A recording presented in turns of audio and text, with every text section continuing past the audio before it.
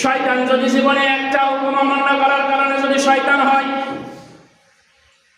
শয়তান যদি আল্লাহর একটা হুকুম অমান্য করার কারণে যদি শয়তান হয়, আল্লাহ রাব্বুল আলামিনের 666টা আয়াত বিশিষ্ট কোরআন, এই কোরআনের আইন যদি বাংলার জমিনে চালু না হয় আর আপনারা চালু করার যদি ইচ্ছা না থাকে, তাহলে তাতে শয়তানের চাইতে বড় শয়তান।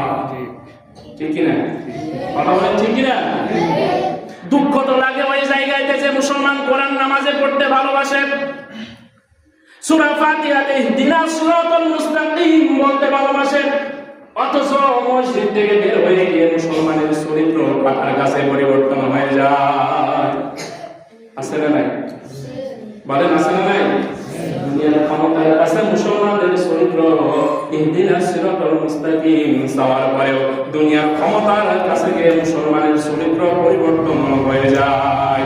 তোমার লোক দেখানো নামাজের আল্লাহর দরকার নাই। শয়তান যদি একটা হুকুম অমান্য করার কারণে শয়তান হয়, তুমি এক ওয়াক্ত দিনে 24 ঘন্টার মধ্যে 5 বার নামাজ আল্লাহ ফরজ করে দিয়েছেন, 5 বারে 17 রাকাত নামাজ আল্লাহ ফরজ করে দিয়েছেন, 17টা ফরজ অস্বীকার করেছো, এরপরে 5 বার ওযু করলে 4-5 20টা ফরজ আদায় হয়ে যায়, সেই জায়গাতে 20টা ফরজ তরক করেছো, প্রতিদিন তুমি 37টা করে ফরজ আদায় করতেছো, দিনে 5 দিনে এক সপ্তাহের ভিতরে যদি 7 দিন কামাই করো, 7 দিনে তুমি বেতের নামাজ ওয়াজিব নামাজ কাজা করেছো, ওয়াজিব নামাজ থেকে তুমি ওয়াজিব তরক করেছো, এবার বলো থেকে কোন ফতোয়া দিয়ে তুমি মুসলমান দাবি করো? করা যাবে? কথা বলুন, করা যাবে? কাজে সিদ্ধান্ত নেওয়া দরকার, বেনামাজির জানামাজ, বেনামাজি মারা গেলে কোনো জানাজা হবে না। কথা বলেন না?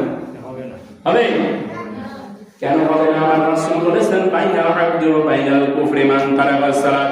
ওই ব্যক্তির ভিতরে এখন যদি মনে করেন কেন নামাজের জানাজা হবে না, ওই ব্যক্তির কানের ভিতরে মসজিদের মুয়াজ্জিনের 5 বার হাইয়া আলাস সালাত যায় কি যায় না?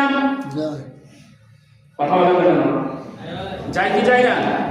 আল্লাহু আকবার ধরে মসজিদের মিনারে থেকে 5 বার গেলে যায় কি যায় না?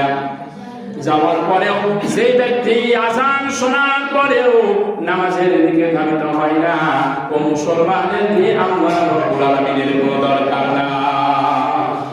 আল্লাহর জিকির আজকার করার জন্য মানুষের অভাব? কথা বলেন? আল্লাহর জিকির আজকার করার জন্য কি সৃষ্টিকুলের অভাব আছে? আমরা মনে হয় যে আল্লাহকে করুণা দেখাতে আসি, ঠিক না? আমরা কি করি?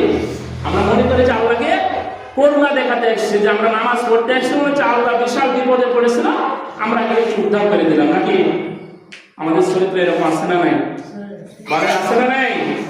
এই চরিত্রগুলো আমাদের পরিবর্তন করা দরকার। আর এই চরিত্র পরিবর্তন যদি না হয়, যদি আমার নামাজ আমাকে যদি অন্যায় অশ্লীল বেহায়াপনার কাছ থেকে বিরত না রাখতে পারে, আমাকে যদি আমার নামাজ আমার এই দুনিয়া থেকে, দুনিয়ার লোভ লালসা টাকা পয়সা অর্থ সম্পদ থেকে যদি আমাকে বিরত না রাখতে পারে, তাহলে ওই নামাজ দিয়ে আল্লাহ রাব্বুল আলামিনের সন্তুষ্টি যে অর্জন করা যায় না, ঠিক অনুরূপভাবে নিজেকে মুসলমান দাবি করা যায়।